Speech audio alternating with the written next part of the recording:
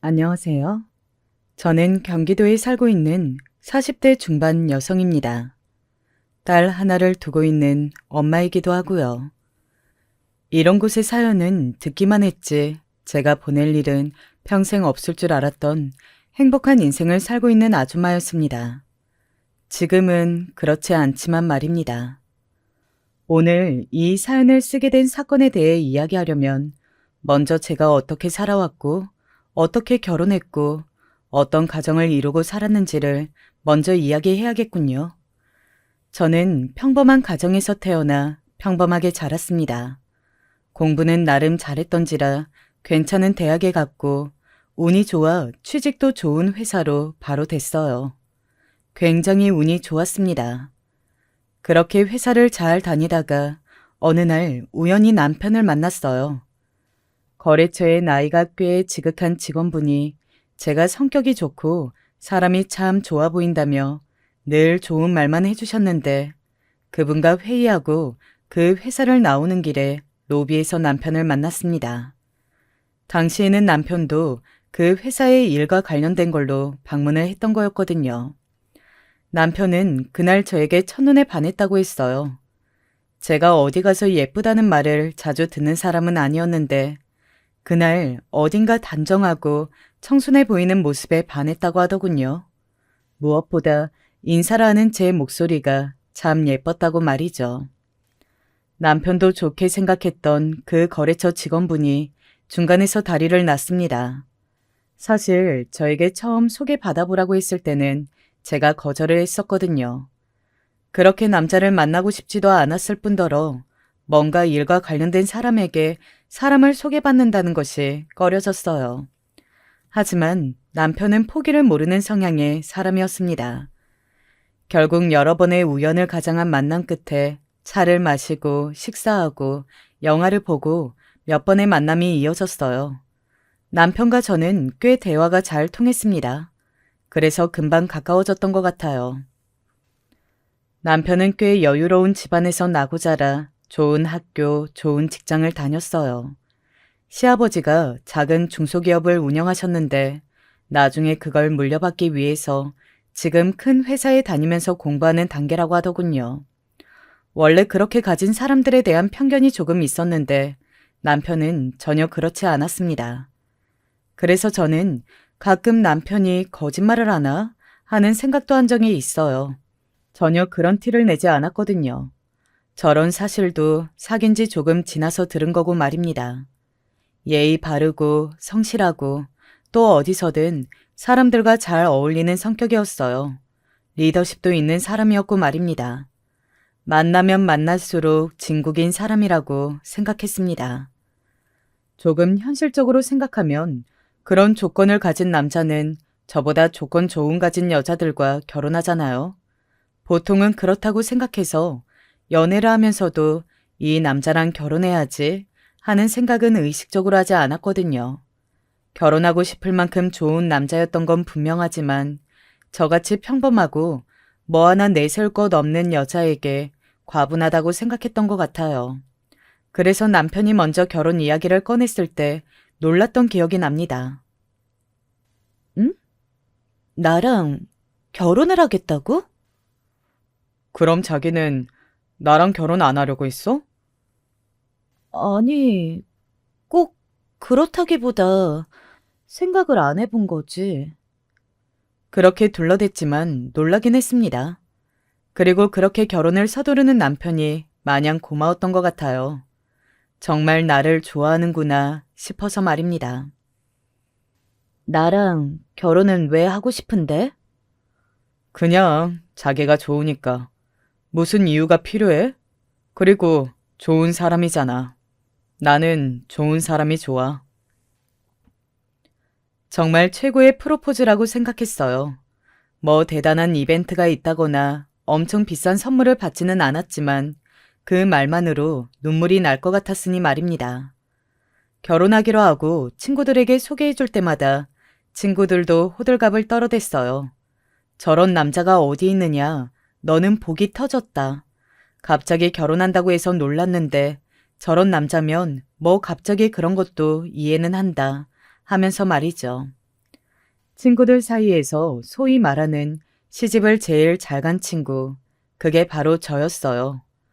물론 남편이 좋은 사람인 것도 매우 중요하긴 했지만 남편이 가진 조건들이 영향을 아예 미치지 않은 건 아니었습니다. 그만큼 좋은 조건이었으니까 말입니다. 저는 사실 그래서 시댁에 인사를 갈 때 조금 무섭긴 했거든요. 왜 그런 집 어머님들은 며느리감이 마음에 안 들면 대놓고 반대하시거나 하기도 하잖아요. 물론 텔레비전에서 보거나 건너들은 이야기가 다이지만 말입니다. 하지만 그런 저의 예상과는 달리 시댁 어르신들은 굉장히 좋으신 분들이었어요. 그리고 저를 많이 반겨주셨습니다. 결혼하고 조금 뒤에 들은 이야기였는데 남편이 한 번도 여자를 데리고 오거나 여자친구를 만난다는 이야기도 들리지 않아서 결혼을 하지 않으려 하나? 혹은 동성애자인가 하는 생각도 하셨었다고 하더라고요. 그래서 정말 여자면 아무나 다 괜찮다고 생각했는데 너같이 예의도 바르고 자만 아가씨를 데려왔으니 우리는 얼마나 기뻤겠니. 그날 너 처음 다녀간 날 너 가고 나서 남편이랑 둘이 함께 만세를 불렀다. 그러니 저에게 얼마나 잘해주셨겠어요. 결혼을 준비하는 모든 과정도 제가 중심이었고 혼수나 예당 같은 건 일절하지 않았습니다. 결혼식 비용도 시댁에서 신행 비용도 시댁에서 그리고 신전 살림은 남편이 원래 살던 집을 쌍 리모델링해서 들어갔어요. 원래 남편이 살던 집이 꽤 컸거든요. 대한민국에서 가장 좋다는 호텔에서 꽃값만 해도 엄청나 보이는 어마어마한 꽃들을 깔아놓고 축의금도 받지 않은 그 화려한 결혼식은 원래 제 인생 계획에는 없었던 것이긴 했지만 막상 하니 좋긴 하더라고요. 그리고 결혼식에 온 모든 사람들이 다들 한마디씩 했습니다. 태어나서 이렇게 예쁘고 화려한 결혼식장은 처음 봐요. 야, 너는 진짜 전생에 나라라도 구했냐? 끝나고 우리 사진 100장 찍고 가려고. 나 살아생전에는 이런 결혼식 구경 못할 것 같아. 그리고 그 이후에도 제 결혼식은 친구들 사이에선 늘 나오는 화제거리 중 하나였어요. 그 결혼식 어마어마했다면서 말이죠. 그렇게 화려한 결혼식을 올리고 남편과 저는 회사를 그만뒀습니다. 남편은 결혼하면서 시아버지 회사로 들어가 정식으로 일을 시작할 예정이었기에 그만뒀고 저는 남편의 권유로 그만두게 되었어요. 당신이 회사 일을 계속하고 싶다면 계속해도 돼. 그런데 나는 굳이 그래야 하나 싶어서. 게다가 당신 회사 일로 스트레스도 적지 않게 받아왔잖아. 그래도 집에서 아무것도 안 하고 놀면 뭔가 사람이 처지지 않을까? 뭘 배워도 좋고, 그리고 혹시 다시 하고 싶어지면 다시 해도 되니까. 그리고 당신이 늘 당신은 꿈이 뭔지 모르겠다고 했잖아. 이것저것 배워보면서 꿈을 찾을 수도 있고. 물론 결혼해서 일을 그만뒀다가 재취업하는 게 대한민국에서 여자에게 결코 쉬운 일은 아니었기에 그건 걱정이 되긴 했습니다. 하지만 제 마음을 바꾸어 놓았던 건 남편이 이것저것 배워보면서 꿈을 한번 찾아보라고 한 것이었어요. 저는 평범하지만 참 재미없는 삶을 살기는 했었거든요. 딱히 하고 싶은 게 있는 것도 아니었고 그냥 물 흐르는 대로 늘 살아왔기 때문에 남편의 그 말에 심장이 두근거렸습니다. 그리고 정말 고맙기도 했고 말이죠. 그래서 회사를 그만뒀어요. 주변에서는 부잣집에 시집가더니 그럴 줄 알았다고들 하더군요. 사실 이런 말을 듣기 싫어서 회사를 그만두기를 조금 망설였던 것이었는데 사실 남들의 시선이나 말들이 무슨 상관이겠어요. 제가 즐겁고 행복하면 되는 거죠. 그렇게 남편과 저는 둘 다 결혼과 동시에 회사를 그만뒀습니다. 그리고 약 2달 정도의 긴 신혼여행을 다녀왔어요. 유럽으로 말이죠. 지금 와서 돌이켜봐도 그 이상으로 더 행복한 일이 많았던 여행은 다시는 할 수 없을 것 같긴 합니다. 너무 좋았어요. 이 사람과 만나서 결혼을 한 게 어쩌면 기적이라고 생각이 될 만큼 말입니다. 그렇게 긴 신혼여행을 마치고 한국으로 돌아와 남편은 시아버지의 회사에 들어갔고 저는 하고 싶은 일을 고민했어요. 물론 그 사이에 게을러지기 싫어서 운동 같은 것들도 꾸준히 했고 말입니다. 집안일은 대신 해주는 분이 계셔서 제가 손댈 게 없긴 했거든요. 그러다 한 달에 한두 번 시어머니가 불러내서 나가면 함께 쇼핑했어요. 늘 엄청나게 비싼 가방이나 옷, 신발들을 사주셨고 처음에는 송구스럽기도 하고 이걸 다 받아도 되는 건가 싶었지만 나중에는 그마저도 점점 적응되긴 하더군요. 한때 그런 저의 환경에 눈이 멀어서 잠시 하늘에 붕 뜬 듯 현실을 제대로 보지 못하는 생활을 했던 것 같기도 해요. 비싼 옷을 입고 비싼 가방을 들고 비싼 음식들을 먹으면서 말이죠. 그 전에 힘들었던 인생은 아예 없었던 것 마냥 말입니다. 친구들이나 지인들이 저를 부러워하는 듯 말과 행동을 하면 제가 이룬 것이 아님에도 어깨가 으쓱하고 기분이 좋았어요. 나는 너희와 달라 하는 그런 말도 안 되는 생각을 했던 것도 같습니다. 사람이 없다가 갑자기 뭔가가 생기면 그렇게 되기도 하는 것 같더라고요. 마치 귀신의 씬 듯 말이죠. 그렇게 저는 처음에 꿈을 찾겠다는 뭐 그런 다짐을 한 게 무색하게 돈을 쓰며 놀고 먹었어요. 남편은 저에게 뭐라고 하지 않았습니다. 그리고 그런 생활에 완전히 적응해서 그 전의 생활들을 생각조차 하고 있지 않을 어느 무렵 여동생과 크게 싸운 일이 있었어요. 자기가 벌지도 않은 돈으로 그렇게 유세 떨면서 자기 가족들 무시하면 마음이 편해? 언니, 왜 이렇게 변했어? 내가 알던 우리 언니 맞아? 동생의 유학 자금 문제로 고민 중이던 부모님에게 돈을 건네며 뭐 이 정도 돈도 없어서 그렇게 고민을 하냐는 식으로 말했던 게 동생을 건드린 모양이었어요. 자기 가족한테도 그렇게 적선하듯 주면서 깔보는 사람 돈 필요 없어. 이런 집에서 그동안 살면서 속으로 무슨 생각을 했냐? 엄마 아빠 무시했어? 어? 말을 왜 그렇게 해? 방금 언니 말이 그렇잖아. 내가 자기가 번 돈으로 그렇게 유세를 떠는 거면 이해라도 한다. 오로지 시집 잘 가서 남편 돈으로 돈질하라고 다니는 거면서 그게 자기가 잘나서 이룬 것 같고 그래? 남들 막 무시해도 되는 것 같고 그래? 언니, 지금 얼마나 우스워 보이는 줄 알아? 그 당시에는 동생의 말이 너무 심하다고 생각하고는 같이 소리를 지르며 싸우다 말리는 엄마 아빠를 봐서 참고 집으로 돌아왔지만 집으로 돌아와서도 동생이 했던 모든 말이 잊히지 않더라고요. 그게 진짜였으니 더 그랬던 겁니다. 부끄러웠어요. 내가 이룬 것도 아닌 것들로 어깨가 으쓱해 남들을 무시하는 것도 모자라 가족에게까지 그런 소리를 들은 게 말입니다. 정말 말 그대로 쪽팔리더군요. 그래서 며칠 뒤 동생에게 전화해서 사과해서 엉엉 울었습니다. 그리고 정신을 차렸어요. 그 즈음이었던 것 같아요. 제가 봉사활동을 다니던 시기 말입니다.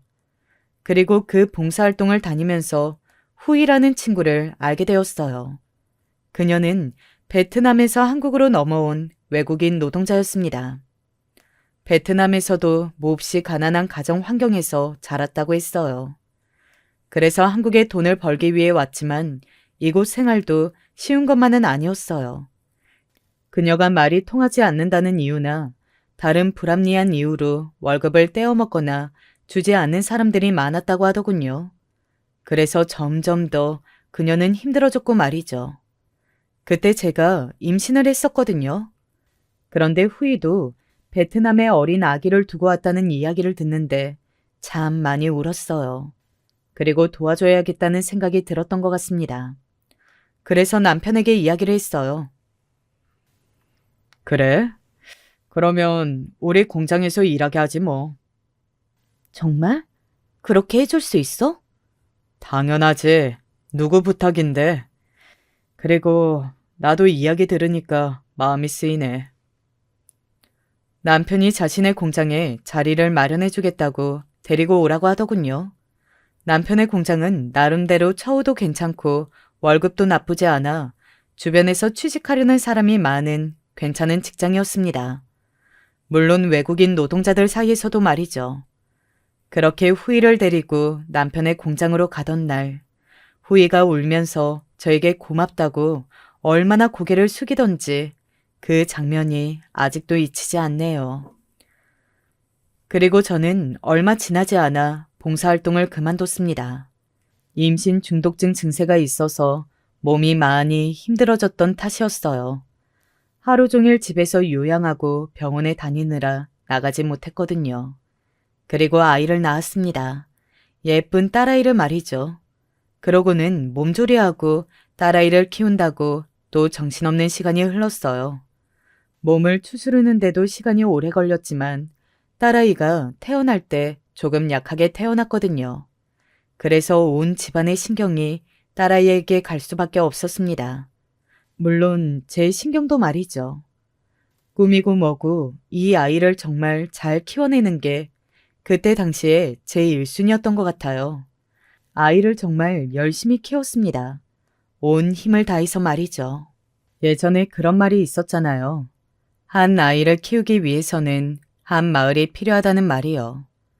정말 가족들 모두가 너나 할 것 없이 신경을 썼어요. 그 결과 지금 아이는 아주 건강하게 잘 자라고 있습니다. 모두의 노력이 보답이라도 하든 말이죠. 아이가 어느 정도 크고 나서는 남편이 예전에 했던 말이 생각났어요. 꿈을 찾아보라고 했던 그 말 말입니다. 아이를 키우느라 제 인생은 어느새 없어진 상태였거든요. 오로지 아이를 위해 하루하루가 돌아갔으니 말입니다. 그래서 살짝 우울증 같은 게 왔었던 시기가 있었어요. 그때 다시 남편이 했던 말이 떠올랐고 이것저것 배워보기로 했습니다. 꽃꽂이나 공예 같은 것들을 배워보기도 하고 제빵을 배워봤어요. 손으로 하는 것들을 이것저것 배우는데 그것들에는 제가 재능이 없다는 생각이 들었습니다. 그리고 썩 재미있지도 않았고 말이죠. 그러다 우연히 제가 다니던 문화센터에 늦은 나이에 글을 쓰기 시작해 60이 넘은 나이에 등단한 작가가 되신 분이 강의를 나오셨던 적이 있어요. 그리고 우연히 그 강의를 들었습니다. 심장이 뛰더라고요.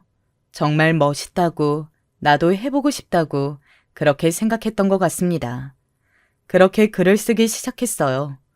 처음에 글을 쓰기 시작한다고 작가가 되고 싶다고 했을 때 남편은 굉장히 의외라는 반응을 보였지만 곧 응원하고 지원해줬습니다.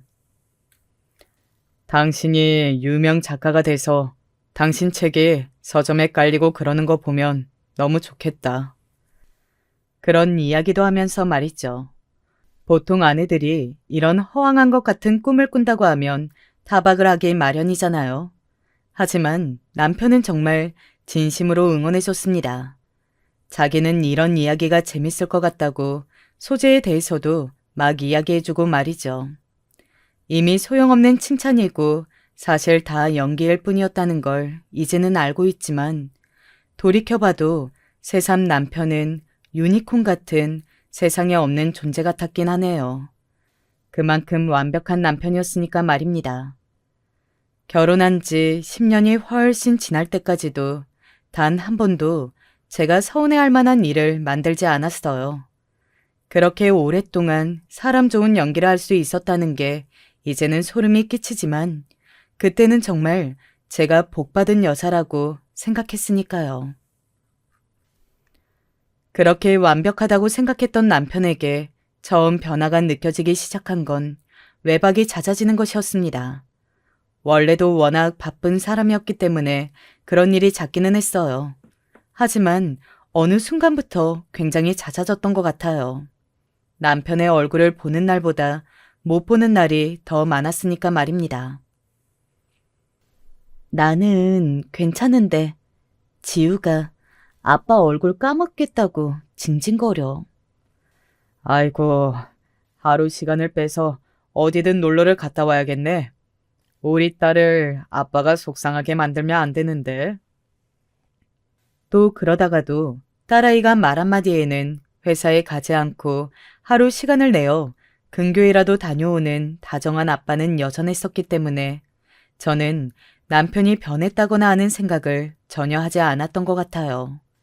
다만 회사 상황이 어쩔 수 없어서 시간을 많이 내지 못한다고 생각했을 뿐이었습니다. 그러던 어느 날이었어요. 굉장히 오랜만에 후이에게 연락이 왔습니다. 왜 그 전에 이야기했던 예전에 제가 남편의 공장에 소개해준 그 베트남 여자 말이에요. 어머, 이게 얼마만이야? 잘 지냈어? 사모님도 잘 지내셨어요? 그 사이에 후이는 한국어가 상당히 많이 늘었더라고요. 모르고 말하는 것만 들으면 한국인이라고 생각될 만큼 말입니다. 한참을 수다를 떨며 그간의 안부를 묻고 또 제 이야기도 했습니다.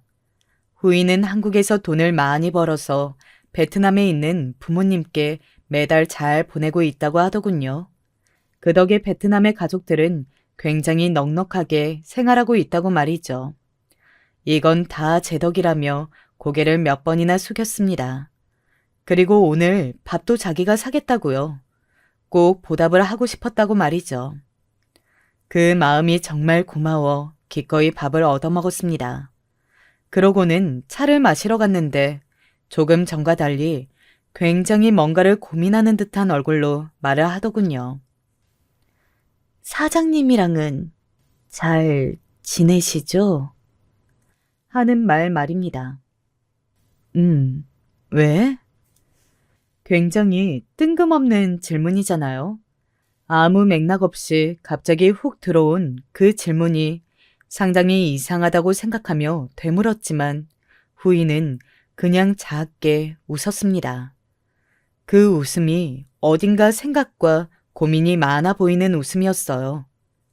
제가 몇 번이나 물었지만 그냥 물어본 거라고 말을 돌리며 오늘 사실 만나기로 한 목적이 있다며 자기가 곧 베트남으로 들어가는데 인사를 하러 온 거라고 하더군요. 사실 얼굴을 자주 본 것도 아니고 친하게 지낸 것도 아니었지만 막상 간다고 하니 섭섭하긴 하더라고요. 이제 얼굴을 못 본다고 생각하니 더 그랬던 것 같습니다. 한 달 뒤에 돌아가게 됐다며 인사를 하러 와서는 그간 감사했다고 몇 번이나 고개를 숙이는 후이에게 가서도 잘 살라고 이야기해주며 헤어졌어요. 그런데 집에 와서도 계속 걸리는 게 있었습니다. 남편과 잘 지내냐며 물어볼 때 뭔가 말하고 싶은 게 있다는 표정과 마지막에 헤어지면서 몇 번이고 저를 돌아봤던 그 얼굴이 너무 찝찝하게 마음에 걸렸어요. 나 오늘 후이 만났어. 후이? 후이가, 왜? 당신을 찾아갔어? 그리고 남편의 반응이 상당히 의외였어요. 그냥 만났다는 그 말 한마디에 처음에는 후이가 누군지 생각하는 듯 하더니 굉장히 당황하면서 왜 찾아왔냐, 왜 만났냐, 이런 걸 묻더라고요. 뭐 물어볼 수는 있는데 남편의 표정이나 태도가 이상했습니다. 뭘 그렇게 당황해? 그냥 베트남에 돌아가게 됐다고 인사하러 왔었어. 내가 일자리도 소개해주고 해서 덕분에 베트남 식구들이 잘 지내고 있다고. 그간 감사했다고. 아, 그렇지. 그럴 수 있지. 남편이 그렇게 이야기하며 어딘가 안심하는 듯한 표정을 짓더군요. 기분이 이상했습니다. 오늘 저에게 하고 싶은 말이 있어 보이는 후이의 모습도 그렇고 무척 당황했다가 안심하는 남편의 표정도 그렇고 분명 뭔가 숨기는 게 있는 듯 했어요. 저는 남편의 직장 사람들과는 전혀 고리가 없었거든요. 그냥 가끔 모임이나 있거나 하면 인사만 하는 정도지 거의 아는 사람이 없었습니다. 그래서 어디에 물어볼 것도 없고 답답하더라고요. 그리고 시간이 지날수록 그 의구심은 제 안에서 점점 더 커졌습니다. 원래 해결되지 않는 의심들은 해결하지 않고 지나가면 계속 커지기 마련이잖아요. 그래서 결국은 다시 후이에게 전화를 했어요. 아무래도 그날 너의 태도도 그렇고 남편한테도 너랑 마지막 인사를 했다고 하니 당황했던 게 걸려서 안 되겠어. 무슨 일이 있는 게 분명한데 말해줄 수는 없어? 제가 그렇게 이야기하자 후이는 전화상으로는 굉장히 고민하는 게 느껴졌어요. 뭐가 없는 건 아니라고 직감적으로 알았습니다. 한참을 고민하던 후이는 그러면 언제 어디서 만나서 이야기하자는 말을 하고 전화를 끊더군요. 저는 그날이 다가오는 동안 정말 오만 가지 생각을 다 했습니다. 제일 많이 한 생각은 둘이 바람이 난 것이었어요. 만약에 후이가 임신을 했다고 하면 어떡하지? 그래서 남편이 다시 본국으로 내쫓은 거라면 나는 어떻게 해야 하지? 그런 상상의 나래는 점점 크고 깊어져만 갔습니다. 남편에게는 후이와 만나기로 했다는 걸 말하지 않았어요. 당연히 그래야 할 것 같았거든요. 좋지 않은 이야기를 듣게 될 거라는 걸 직감적으로 알 수 있기도 했고 말이죠. 그리고 후이와 만난 당일이 왔습니다. 후이는 카페에 들어오는 그 순간부터 굉장히 비장해 보이는 얼굴이었어요. 뭔가 사다를 내도 내겠다는 얼굴 말입니다. 저도 나올 때 많은 생각을 하면서 나왔거든요. 혹시 후이와 남편이 외도했다고 하더라도 남편은 사장이고 후이는 외국인 여성 노동자이니 후이를 탓할 문제가 아니라 남편을 잡아야 한다고 말이죠. 절대 저 친구에게 화를 내지 말자 그렇게 몇 번이고 자신에게 세뇌하듯 말하며 나왔었습니다. 그리고 후이에게 들은 말은 생각보다 훨씬 더 충격적인 말이었어요. 차라리 바람이 난 거였으면 그게 해피엔딩이라고 생각이 들 정도로 말입니다. 한참을 아무 말 없이 앉아서 망설이던 후이를 저는 가만히 앉아서 기다려줬어요. 말할 준비와 생각을 충분히 할 수 있도록 말입니다. 오랜 침묵 끝에 후이는 입을 열었어요. 이것부터 보시고. 입을 떼고 처음 한 말이 그거였습니다. 그러고는 저에게 휴대폰을 건넸어요. 떨리는 마음으로 그 휴대폰을 받아서 들었습니다. 띄어진 화면은 동영상이었어요. 어느 모텔로 보이는 건물의 입구를 찍은 거였습니다. 한참을 입구만 찍고 있는 그 영상을 보고 있는데 화면에서 불쑥 남편의 얼굴이 나타났어요. 옆에 여자를 데리고 말이죠. 허리에 손을 두르고 쓰다듬고 있더군요. 그리고 그 여자는 후이가 아니었습니다. 하지만 다른 외국인이긴 했어요. 이게 무슨... 계속 보세요. 놀라서 고개를 든 저에게 후이는 계속 보라고 하더군요. 저는 다시 고개를 숙여 영상을 봤습니다. 그리고 제 손은 점점 더 떨려왔고 얼굴은 점점 더 하얗게 질려갔어요. 그 영상은 몇 달 며칠에 거쳐 찍은 영상이었습니다. 화면에는 계속 다른 날로 보이는 날들이 이어졌고 남편은 계속해서 그 모텔 앞에 나타났어요. 그리고 가장 충격적이었던 것은 그 나타날 때마다 옆에 여자가 달라졌다는 것이었습니다. 물론 같은 날도 있었지만 셀 수도 없을 만큼 많은 여자와 그 모텔을 들락거리고 있었어요. 그리고 소름이 돋았습니다. 그녀들은 다 외국인이었어요. 그것도 동남아인으로 보이는 외국인 말입니다. 설마... 네, 다 우리 회사 직원들이에요. 그리고 그 설마는 사실이었습니다. 남편의 옆에서 남편에게 허리든 엉덩이든 어깨든 잡혀서 그 모텔 안으로 들어가는 여자들은 다 남편 회사의 외국인 노동자들이었어요. 손이 덜덜 떨려서 휴대폰을 손에서 놓쳤어요. 후이가 얼른 그 휴대폰을 주워들었습니다. 몇 번이고 망설였어요. 이 이야기를 해야 하나 말아야 하나 하고 말이에요. 그런데 사모님에게는 말을 해야 할 것 같았어요. 제 은인이시잖아요. 후이는 그렇게 말하며 고개를 숙였습니다. 그리고 긴 이야기를 시작했어요. 저는 그 이야기를 일단 녹음해야 할 것 같았습니다. 무슨 정신이었는지는 모르겠는데 그때는 그래야 할 것 같다고 생각했어요. 처음 회사에 들어가서는 몰랐답니다. 게다가 자기는 저의 소개로 회사에 온 사람이니 자신은 건들지 않았다고 하더군요. 혹시나 제 귀에 들어갈까봐 남편은 걱정했던 겁니다. 그런데 동료들이 하나둘 굉장히 힘들어하거나 울거나 해서 어느 날은 물어봤다더군요. 무슨 일이 있냐고 말이죠. 그리고 엄청난 이야기를 듣게 되었다고요. 처음에는 여자 외국인 노동자들을 뒤에서 만지거나 하는 것들로 시작이 됐다고 하더군요. 그러다 점점 더한 요구들이 이어졌고 불법 체류자였던 그 직원들은 혹시나 일자리를 잃게 될까봐 그리고 불법 체류자라는 사실이 들통나서 쫓겨날까봐 아무 말도 하지 못하고 남편이 무엇을 요구하든 다 받아들여야만 했다고 말입니다. 처음에는 이렇게까지 많지 않았던 것 같아요.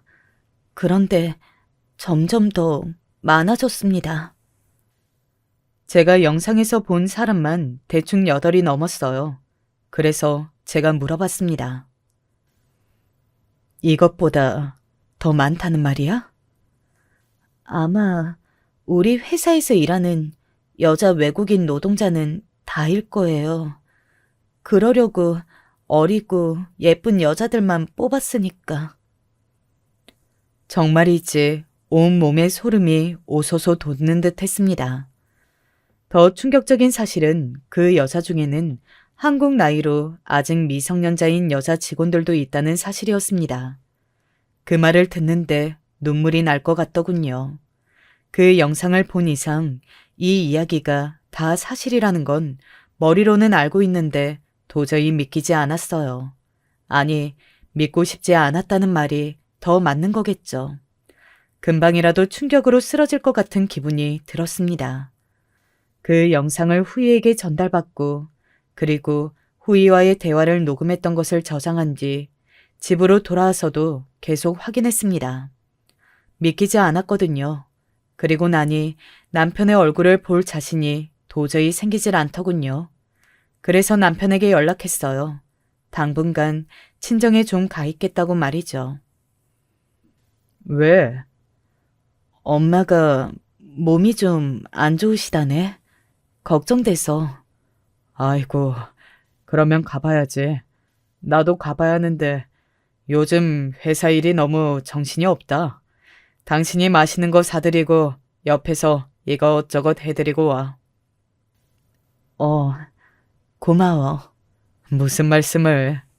제가 알던 남편의 모습과 여전히 똑같은 그 모습에 어딘가 눈물이 나올 것 같았습니다. 분명 내가 아는 그 사람이 맞는데 그 사람이 아닌 느낌이 들었다고 해야 할까요? 어딘가 기분이 이상하고 슬펐어요. 친정에는 부모님과 같이 지내고 싶어서 왔다고 대충 둘러댔습니다. 그리고 머무는 동안 첫 하루는 그 사실을 받아들이기 위해 안간힘을 써야 했어요. 저에겐 무슨 일이 있다는 걸 직감한 엄마가 계속해서 무슨 일이냐고 물었지만 그냥 계절이 이래서 그런지 조금 우울하다는 이야기만 하고 아무 말도 하지 않았습니다. 하지만 엄마는 직감적으로 알았던 것 같아요. 저와 남편 사이에 뭔가 문제가 있다는 사실을 말입니다. 물론 구체적으로 물어보거나 말을 하시지는 않았지만 말입니다. 그러고는 후이에게 연락해 남편과 그런 일이 있었던 여성분들을 만나볼 수 있냐고 물었어요. 한번 찾아보겠다고 하더군요. 그리고 며칠 뒤에 연락이 왔습니다. 아직 회사에 있는 사람들은 그 일 때문에 일자리를 잃을까봐 걱정해서 말을 못 해줄 것 같다고 했고, 그만둔 사람들 중에서는 몇 사람 찾았어요. 라고 말이죠. 그리고 그녀들과 만날 약속을 잡고 당일이 밝아오고 만나기 위해 준비를 하고 약속 장소로 나가는 동안 얼마나 마음을 다잡았는지 모릅니다. 절대 울지 말자 하면서 말이죠. 물론 그 다짐은 아무 소용 없었지만 말입니다. 그 자리에 나온 여성분은 총 3분이었어요. 녹음을 해도 되냐 허락을 구하고 그녀들이 해주는 이야기를 녹음했습니다. 그녀들의 입에서 나오는 모든 말들은 정말 충격 그 자체였어요. 아직도 그 이야기를 들었던 그 순간에 제가 받았던 엄청난 충격들이 생생히 기억날 만큼 말입니다. 남편은 처음에는 접촉부터 시작했다고 했어요. 그리고 거부 반응이 없으면 그 접촉이 점점 더 심해졌다고 합니다. 그러다 나랑 같이 어디 가자 하고 데려간 곳이 바로 모텔이었고 말이죠. 3명의 진술이 같았어요. 그녀들은 처음부터 거부할 수 없었다고 울먹이며 말했습니다. 나를 자를 수도 있고 자신들은 불법 체류자들인데 어떻게 사장님이 그러시는 걸 싫다고 할 수가 있겠느냐고 말이죠. 제가 이 모든 사실을 폭로해도 되냐고 물어보니 물론 자기들에게도 안 좋은 일이 생길 수도 있지만 그래도 이런 일은 이제 있어서는 안 되겠다고 생각하고 용기를 낸 거라고 하더군요. 그리고 곧 본국으로 돌아갈 거라고 말이죠. 사실 저도 같은 생각이었습니다. 물론 이 일로 인해 불법으로 한국에 체류하고 있는 여성 노동자들이 추방당할 수도 있지만 그럼에도 이런 일은 이제 더 이상 있어서는 안 되는 거였어요. 한두 명도 아니고 이렇게 많은 피해자가 있는데 말입니다. 그중 하나가 저고요. 그동안은 현실 감각도 없고 충격으로 생각을 깊게 할 수가 없는 상태였기 때문에 별다른 준비를 하지 않았지만 그녀들을 만나고 집으로 돌아와서 이제는 이렇게 가만히 넋놓고 있을 수만은 없다는 생각이 들었어요. 그래서 그녀들이 해준 말을 다시 들으며 글을 쓰기 시작했습니다. 어쩌면 폭로글이 될 수도 있는 글을 말입니다. 제가 어떻게 남편을 만났는지, 내가 아는 남편은 어떤 사람이었는지, 후일을 어떻게 남편의 회사에 소개해줬는지, 그리고 그녀가 찾아온 일부터 오늘까지 말이죠. 중간중간 제가 느꼈던 생각들을 넣어서 말입니다. 오늘 이서방한테 전화가 왔었어. 제가 그 말에 놀라서 엄마를 바라봤어요. 사실 엄마가 아프다고 거짓말을 했다는 걸 아직 엄마에게 말하지 않은 상태였거든요. 그래서 놀란 눈으로 엄마를 바라보니 엄마가 말하더군요. 나 아픈 줄 알길래 대충 그렇다고 했어. 그리고 너 당분간 우리 집에 더 있어도 되냐고 내가 먼저 말했다. 그러라고 하더구나. 고마워. 무슨 일 있는 건 맞지? 엄마의 그 말에는 차마 대답하지 못했습니다. 세상 모든 사람이 이 일을 알게 되어도 우리 가족들만은 모르게 하고 싶은 마음이 있었던 건 사실이에요. 하지만 그건 불가능한 일이잖아요. 지금 당장 말해주지 않아도 된다. 네가 이러는 건 다 이유가 있겠지. 나중에 네 마음부터 추스르고 다 정리가 되면 천천히 말해줘. 엄마가 그렇게 말해주는데 눈물이 줄줄 흐르더라고요.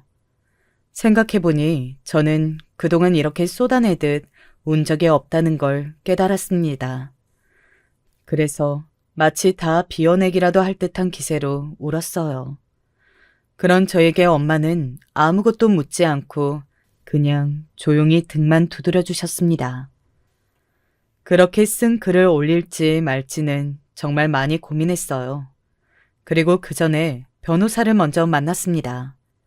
이런 일이 있었고 내가 이런 글을 올려도 괜찮은 거냐 하는 상담을 받은 뒤 법적으로 문제가 되지 않은 선에서 폭로하기로 했습니다.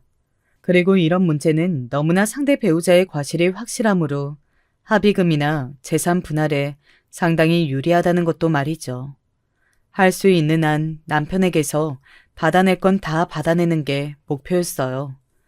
저에게 10년이 넘는 세월 동안 거짓말로 가면을 쓴 모습만을 보여준 악마였고 수많은 약자를 울린 사람이었으니까 말입니다. 줄 수 있는 피해라는 피해는 다 주고 싶었어요. 그렇게 몇 번의 검수를 받은 폭로글이 세상에 공개되었습니다. 그리고 저는 바로 남편을 신고 고소했어요. 나라가 뒤흔들릴 만큼은 물론 아니었지만 생각보다 시끄러웠고 또 많은 분이 도와주겠다고 나섰습니다. 이런 문제들이 한국에 빈번하게 일어나고 있었고 문제의식을 느끼시는 분들이 많더라고요. 그리고 남편에게서 바로 연락이 왔습니다. 정확히는 남편의 회사 변호사에게 말이죠. 만나자더군요. 그래서 그 자리에 나갔어요. 연락 한 번도 없이 바로 변호사랑 이렇게 보내? 그러는 당신은 나한테 상의 한 번이라도 했어? 그동안 같이 살아온 정이라는 게 있는데 어떻게 이렇게 말 한마디 없이 이런 엄청난 일을 저질러? 엄청난 일을 저지른 게 나야? 그런 짓을 한 당신이지. 제가 그렇게 말하니 남편은 입을 꾹 다물더군요. 그 뒤로는 변호사와 주로 이야기를 나눴습니다. 입을 꾹 다물고 뒤에 앉아있는 남편의 모습을 보니 이제는 정말 제가 아는 그 사람이 아닌 것 같아서 오히려 좋았어요. 제가 더 망설이지 않을 수 있었거든요. 여기서 그만하시고 합의 이혼하시죠. 그리고 폭로는 더 해봐야 나중에 흠만 잡히고 재산 분할이나 위자료 받는 것도 불리해지세요. 제가 코웃음을 쳤어요. 그랬더니 남편이 저를 바라보더군요. 제가 이 녹취만 있는 줄 아세요? 제 그 말에 남편은 놀란 듯 눈을 크게 떴고 변호사는 한숨을 쉬었습니다. 그럼 뭐가 더 있는데? 내가 설마 그 여자분들 증언만으로 이런 일을 이렇게 폭로했겠니? 나도 너 사랑했어. 그러면 나도 너를 믿고 싶었다는 소리야. 세상에 나만큼 네가 그런 인간이 아니기를 바랬던 사람이 있을 것 같니? 제 말에 남편이 입을 다물었습니다.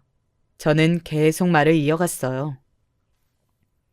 그럼에도 내가 네가 그런 인간인 걸 인정하고 체념하고 분노하고 이 사실을 세상에 밝히기로 했을 땐 너무나 확실하고 큰 증거가 내 손에 있다는 이야기라고. 내가 그런 거 하나도 없이 이런 일을 벌였을 걸로 생각하는 게 멍청한 거 아니야? 남편과 남편의 변호사는 대충 뉘앙스로 제가 동영상 같은 걸 가지고 있다는 걸 아는 듯 보였습니다. 그리고 그게 얼마나 남편과 남편의 회사에도 치명적인지도 알았겠죠. 처음 들어갈 때는 고자세로 저를 내려다보듯 했던 남편과 남편의 변호사는 이제는 안절부절 못하는 얼굴로 저를 바라보고 있더군요. 사실 그날 그 사람들을 만나고 나오면서 이 영상도 세상에 함께 공개할 생각을 했었습니다. 빼도 박도 못하게 말이죠. 그런데 그날 저녁에 시부모님이 저희 친정에 찾아오셨어요. 상당히 마음고생을 많이 한 얼굴이셨습니다. 왜 아니겠어요? 어딜 내놔도 자랑거리였던 아들이 한순간에 더럽다고 모두의 손가락질을 받고 가족들에게까지 버림을 받게 생겼는데 말입니다. 저라도 하늘이 무너지는 기분이었을 겁니다. 아가, 너무 미안하다. 내가 뭐라 말할 게 없구나. 어머님이 뭐가 미안하세요. 그 사람 잘못인데. 아니다. 이게 다 내가 자식을 잘못 키운 탓이야. 그러니 한 번만 용서해다오. 그러면서 시어머니는 무릎을 꿇었습니다. 얼른 말렸지만 일어나지 않으셨어요. 이혼하지 말라는 이야기는 하지 않으마. 그런 남자랑 한 집에서 한 입을 덮으면서 살라는 말을 내가 어떻게 할 수 있겠니? 다만 이쯤에서 합의 이혼하고 그만해줄 수는 없겠니? 아마 동영상에 관한 이야기를 들은 모양이었습니다. 이미 남편에 대한 조사는 진행이 됐고 제가 용서하고 말고를 떠나 남편은 처벌받을 게 분명했거든요. 이미 죗값을 치르고 있고 또 치를 거다. 그리고 회사에서도 물러나게 할 거야. 남편이랑 상의해서 전문 경영인에게 회사를 맡기기로 했다. 그러니까 다 잃은 거나 다름없어. 이 이상은 제발. 제가 대답하지 않고 가만히 고민하고 있자 시어머니는 제 손을 덥석 잡으셨습니다. 무엇보다 자식이 있잖니. 그런 아버지를 둔 걸 세상에 더 떠벌릴 필요는 없잖아. 응? 제발. 사실 그 말에 제일 흔들렸어요. 어쨌든 남편은 제 딸의 아빠인 건 변하지 않은 사실이었으니 말입니다. 이미 처벌을 다 받을 게 확실하고 이혼도 하고 위자료나 양육비도 제가 원하는 만큼 준다고 하는데 여기서 더 가는 게 맞는 건지 하는 생각이 들긴 하더군요. 언젠가 아이가 자라서 자신의 아버지에 관한 이야기를 찾아봤을 때 보게 될 것들을 생각하니 정말 고민이 많이 됐습니다. 그리고 그 의견에는 저희 부모님도 동의하셨어요. 그래서 영상은 공개하지 않기로 합의했습니다. 그리고 만약에 남편 쪽에서 말도 안 되는 말이나 혹은 부정만 하지 않는다면 더 이상 제 입에서 뭔가 나오는 일은 없을 거라고 이야기했고 말이죠. 그 조건으로 합의 이혼을 하기로 했어요. 그리고 남편은 제가 더 이상 나서지 않아도 경찰에 의해 구속이 결정되었어요.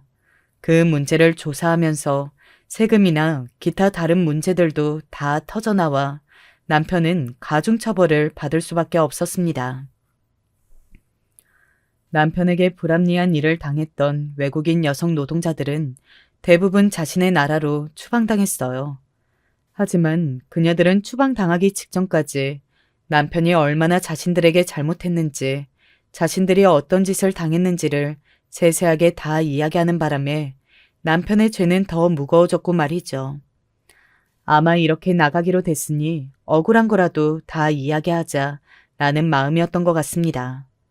시댁 어르신들은 남편에게 그런 일을 당한 그 외국인 여성 노동자들에게 보상금을 지급했어요. 딱히 그러라는 명령이 떨어지거나 한 건 아니었지만 마음이 그렇게 해야 그래도 조금 편해질 것 같다면서 말이죠. 그렇게 모든 것들이 다 정리가 됐습니다. 물론 당시에는 조금 시끄럽긴 했지만 시간이 조금 지나니 주변 사람들은 언제 그런 일이 있었냐는 듯 금방 있더군요. 뭐 가끔 술자리 안주거리로 이야기하는 정도겠죠. 저는 이사를 했어요. 본격적으로 글을 썼는데 인터넷에 올린 글들이 반응이 좋아서 출판하기로 결정도 되었고 말이죠. 물론 글을 쓴다는 게 어딘가 출근할 필요 없이 가만히 앉아서 집에서 하는 일이었지만 그래도 아이를 보면서 동시에 하기에는 무리가 있는 일이긴 했거든요.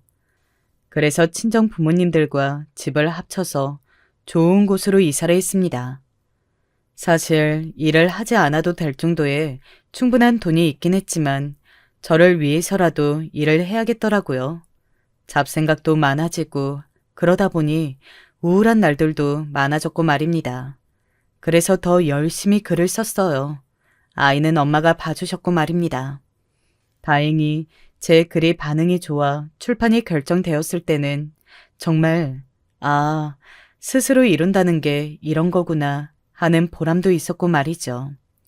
그즘 남편에게서 연락이 왔습니다. 언제 한번 찾아와 달라는 연락 말이죠. 사실 갈까 말까 고민을 많이 하긴 했는데 그러고 나서 한 번도 얼굴을 보거나 이야기를 나눈 적이 없어서 갔어요. 남편은 저를 보자마자 미안하다고 사과부터 하더군요. 생각해보니까 그때도 사과를 안 했더라고. 당신한테 사과부터 하는 게 순서였을 텐데. 미안해.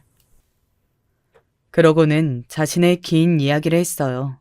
사실 처음부터 그럴 생각은 없었다는 둥, 원래 그런 사람이 아니었다는 둥, 저를 진심으로 사랑했다는 둥 하는 이제 와서 하등 소용없는 그런 이야기들 말이죠. 사실 과거에 그랬던 게 무슨 상관이 있겠어요. 그런 일을 저지르면 그런 사람이 되는 거고 그런 사람이었던 거지 말입니다. 무슨 어렸을 때 철이 들기 전에 한 소소한 잘못도 아니고 다 큰 어른이 자신의 권력을 이용해 약자를 그런 식으로 괴롭힌 게 용서받을 수 있다고 생각하는 건지 모르겠더군요. 그리고 가정도 있는 사람이 말입니다. 사실 남편이 하는 말마다 한마디 한마디 다 반박하고 싶었지만 이미 끝난 마당에 그러는 것도 우습다 생각해서 그냥 듣고만 있었어요. 그러다 결국 참지 못했습니다. 남편이 이런 이야기를 했거든요. 나 탄원서 좀 써줄 수 있어? 당신이 써주면 조금 유리하대서. 결국 그런 이야기를 하려고 저에게 앞서 그런 말들을 줄줄 했다고 생각하니 다시 소름이 쫙 끼치는 기분이었습니다.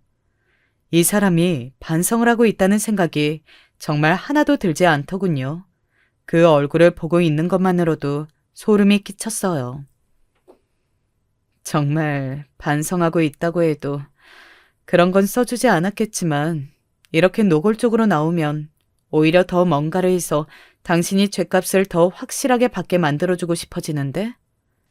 여보, 내가 거기서 멈춘 건 당신 부모님이 나한테 찾아와서 빌었기 때문이고 내 딸이 어쩔 수 없는 당신 핏줄이라 그런 거야. 당신을 눈꼽만큼이나 용서하거나 이해해서가 아니라. 그러니까 부모님께 고마운 줄 알고 살아.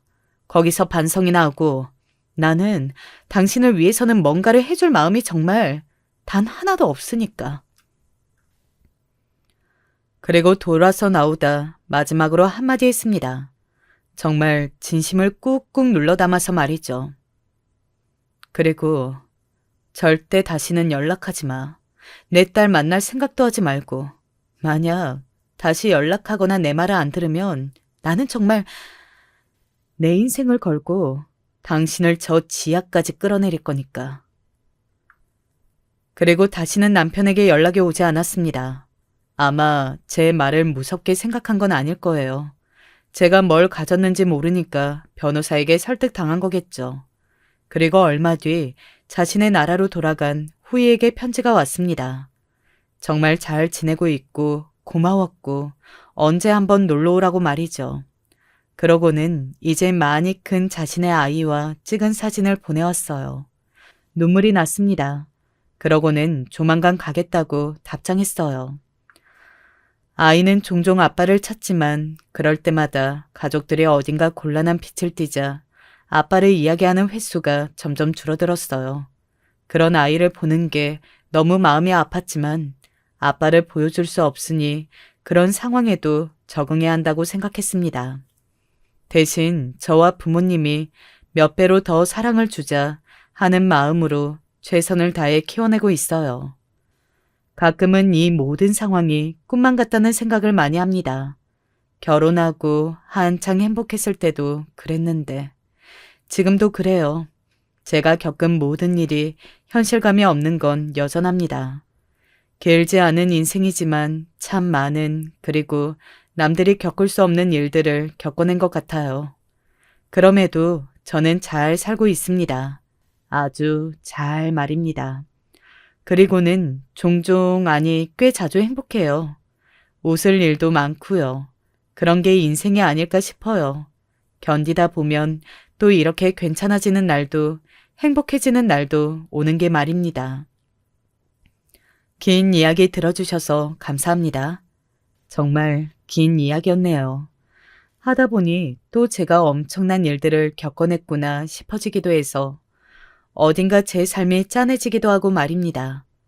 앞으로 더 열심히 살아야겠다 싶기도 하고요. 그럼 이제 그만 이야기를 줄일게요. 늘 건강하세요. 안녕하세요. 저는 이제 곧 마흔인 유부녀입니다. 결혼하고 9년 차가 되었고요.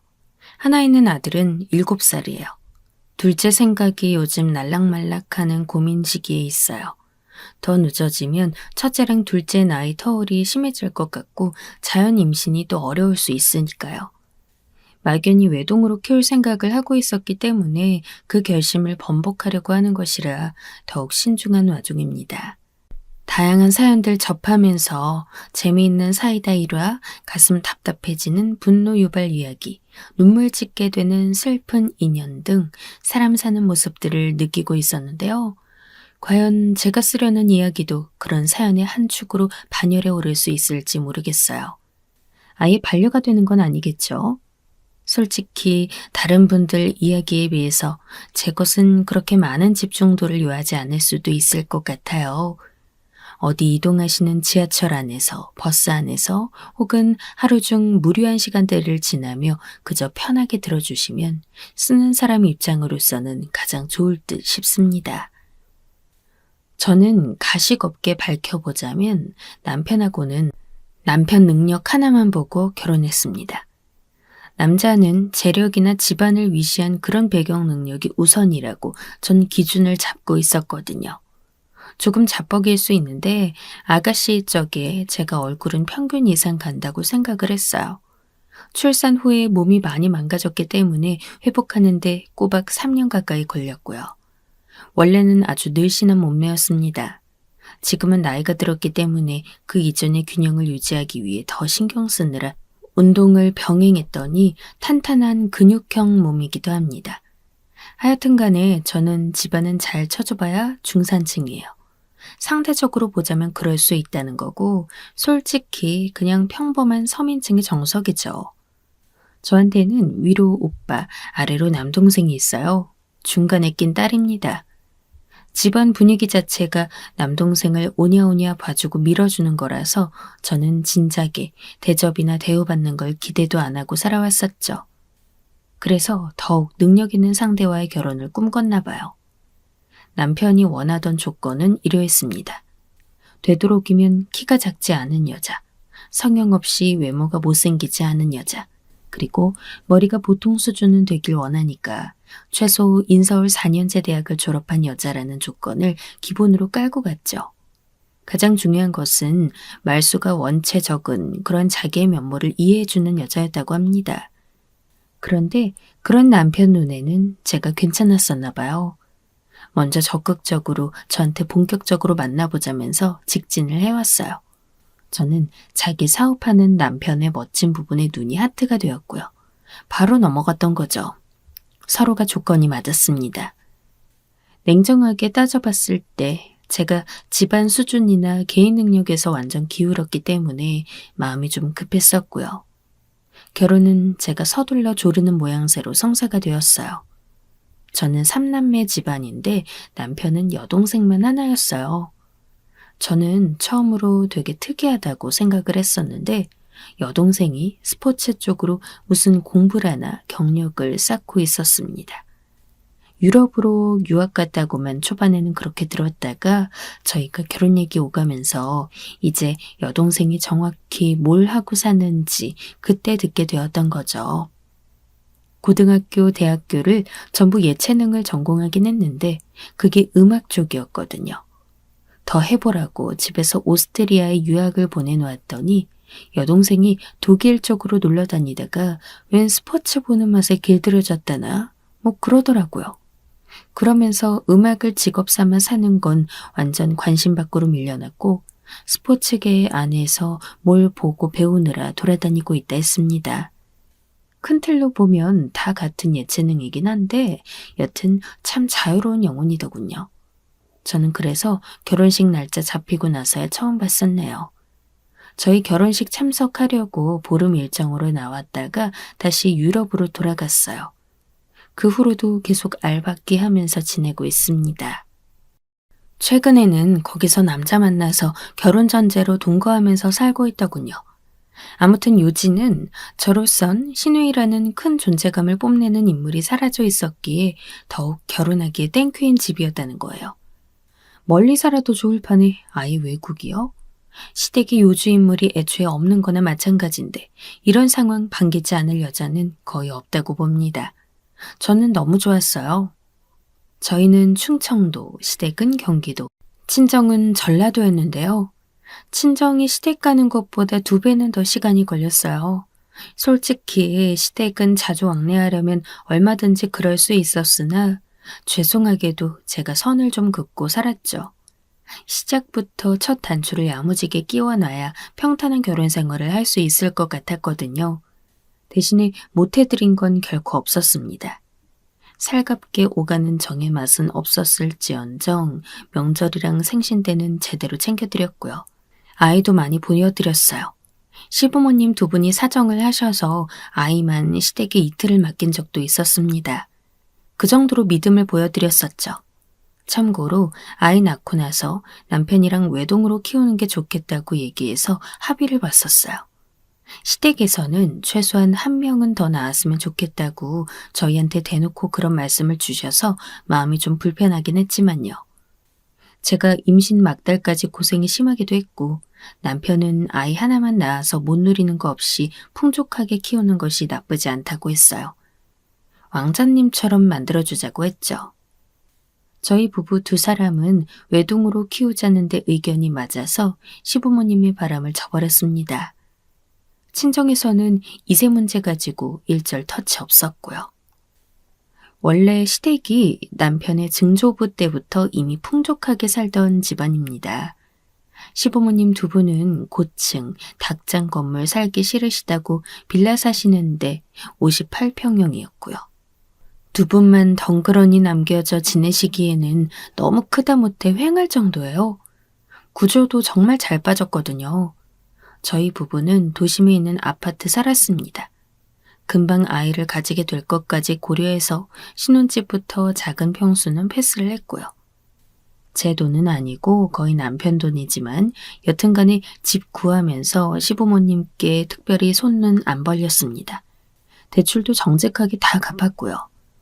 먼저 서술했다시피 명절, 생신도 잘 챙겨드렸고 용돈 같은 걸로 서운하게 해드린 적도 없었어요. 그런데 이제 시부모님과 정답게 어울려 지내본 적은 없었던 것이죠. 저는 딸 같은 며느리, 이런 거 절대 안 믿었기 때문이었습니다. 그저 적당히, 뭐든 적당한 게 왕도라는 생각하에 편하게 지냈습니다. 그랬던 것이 커다란 변화를 맞이하게 된 계기는 바로 남편의 사업이 문제가 나면서였어요. 처음에는 어찌저찌 수습이 잘 되겠지.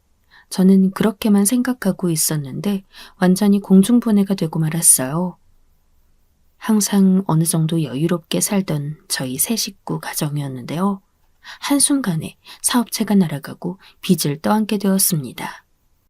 앞으로 어떻게 해야 할지 남편이나 저나 막막해서 답답할 따름이었어요. 어리디 어린 저희 아이만 하염없이 쳐다보았죠. 진지하게 고민해 본 건데 뭐라도 지금 장사를 시작해볼까? 그래서 대박이란 걸 노려볼까도 싶다. 뭐? 무슨 뜻으로 그런 말 하는진 알겠는데 이 상황에서 그런 리스크를 안고 간다는 게 무서워. 난 일단 반대야. 빚이 있다는 것만으로도 숨이 막히는데 여기서 더 빚을 추가로 얹고 장사를 해보겠다는 거잖아. 될지 안 될지 모르는 그걸. 난 몰라. 그거 안 된다고 봐. 장사에서 반전을 꾀하여 보겠다는 남편의 말에 저는 덜컥 겁이 나서 무조건 고개를 가로저었습니다. 웃기지 말라면서 안 된다고 하였죠. 빚을 지고 있다는 것 자체가 엄청난 부담이었기 때문에 어쩔 수 없이 시댁에 손을 벌려야 할 때였어요. 시부모님께 말씀을 잘 드려보고자 했죠. 저희 상황 알고서 시부모님 2분도 생각을 많이 하신 눈치였습니다. 찾아뵙고 말씀드리고 싶다고 했더니 통화하는 목소리들이 평소보다 많이 가라앉아 있었거든요. 아이를 품에 안고서 저희 부부가 찾아가서 원조를 부탁드렸어요. 시아버지께서 고든 심지가 보이는 눈빛으로 저희 3식구를 쓱 살펴보시더니 도출해내신 결론을 알려주었습니다. 너네 집 그거 아파트 팔고 빚 갚는 데 써버려라. 나머지는 내가 갚아주마. 예? 아버지, 그러면 저희는 어디 가서 살라고 하시는 거예요?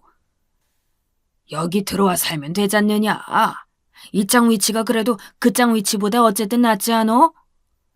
너 네 일 하느라 거기 있었던 것뿐이지. 울 손주애기 나중에 학교 들어갈 것도 슬슬 생각해야 하지 않겠어? 이 짝으로 와. 당황스럽고 놀라워서 전화 남편이 입이 멍하게 벌어졌어요. 전혀 예상 밖의 제안을 듣게 되니까 뭐라고 당장에 대꾸할 말이 안 나가더라고요. 시부모님이 하신 말씀은 한마디로 같이 살자는 것이었습니다. 합가요. 그게 조건이었죠. 일단은 감사하다고 인사를 드린 다음에 집으로 돌아와서 남편과 머리를 부여잡고 상의에 들어갔습니다. 두 분 수중에 돈이 얼마나 있는 거야? 차라리 그거 다 달라고 하고 빚을 일부라도 갚고 나머지를 우리가 힘들더라도 갚아가는 방법이 있잖아. 그런 건 어때? 나도 그 생각을 지금 안 해본 건 아니야. 우선 아버지 어머니께 돈을 빌려주실 수 있는지 그런 식으로 여쭤봐야겠다. 합가를 피할 속셈으로 시부모님께 문의를 드렸다가 단박에 거절당했습니다. 그만한 돈도 없다고 단호하게 그러시더라고요. 당연히 그 빌라를 처분하실 생각도 없으시다고 했습니다. 저희로서는 다른 수가 없었어요. 불어나는 이자가 무서웠습니다. 바로 집 처분에 들어갔습니다. 그러는 동안 시댁에서도 집안 정리를 해주셨고요. 삭막한 그 빌라에서 재미 하나도 없게 두 분이서만 조용히 사시니 지루하셨겠지. 그래서 아들 며느리네 보고 부득불 들어오라고 하시는 거겠지. 이런 생각이 들면서 저는 한숨이 나왔습니다. 자유로운 영혼으로 사는 여동생 못지않게 그런 기질을 가지고 있는 남편 역시도 독립심이 강했기 때문에 혼자 돈 벌어서 자취 생활하고 그랬었대요. 저는 남편의 사업에 대해 전문적인 지식도 전혀 없었고 그저 집안일하고 자기 관리하고 아이 키우고 지인들 만나는 재미로만 살았거든요. 제가 간섭을 안 하니까 이런저런 살면서 남편은 그런 거에서 편한 걸 느꼈고요. 그랬는데 이제 시댁에 들어가 살게 되었으니 저뿐만 아니라 남편도 골치가 아픈 모양이었습니다. 바로 그쪽에서 일자리부터 알아볼 거라고 그러더군요. 아무리 좋은 조건의 남자가 있다고 하더라도 시부모랑 같이 산다 그러면 준행량 치는 게 여자들이고 주변에서 전부 뜯어말리는 조건이 바로 합가인데 결혼해서 애 낳고 잘 살다가 고꾸라지다니 제 신세며 상황이 우스웠습니다. 어쨌거나 시부모님이 큰 도움 주셨으니 그저 감사한 마음 가지고 지내자면서 남편이랑 서로를 다독였죠. 다시 재기에서 집 얻어 나오자고 으쌰으쌰 파이팅도 해봤고요.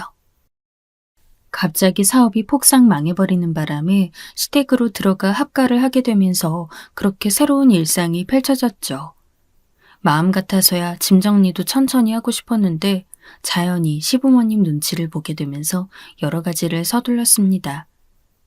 저는 원래 남편이 아침에 먹을 샐러드를 자기 전에 만들어서 냉장고에 넣어뒀었거든요.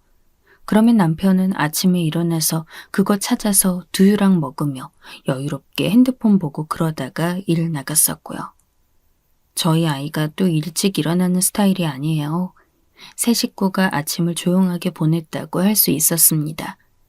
그게 원래의 아침 풍경이었기 때문에 저로서는 시부모님 두 분께서 너무 일찍 일어나시는 것도 솔직히 처음에는 너무 부담스러웠어요. 시아버지는 아침부터 TV를 시청하셨는데 옷도 잠옷이 아니라 갈아입고 계시더라고요. 아버님 일어나셨어요? 오늘도 벌써 옷을 다 갈아입으셨네요? 너무 부지런하세요. 제가 좀 본받아야 하는데 아직 느리죠? 괜찮다. 더 자도 되는데 뭘 그러니? 사람마다 일어나는 때가 다 각양각색이고 그런 거지 뭘. 대수롭지 않게 말씀은 해주시는데 제가 자꾸 민망해지더군요. 그리고 제가 정말이지 깜짝 놀랐던 게 시아버지께서 비단 일찍 일어나 TV를 보시던 것뿐만이 아니라 이미 아침 산보를 다녀오셨다는 점이었어요. 아침에 도는 산보 코스가 있다고 하시더라고요. 그거 다 돌고 와서 다시 옷 갈아입으시고 TV를 보셨던 거죠. 아, 세상에.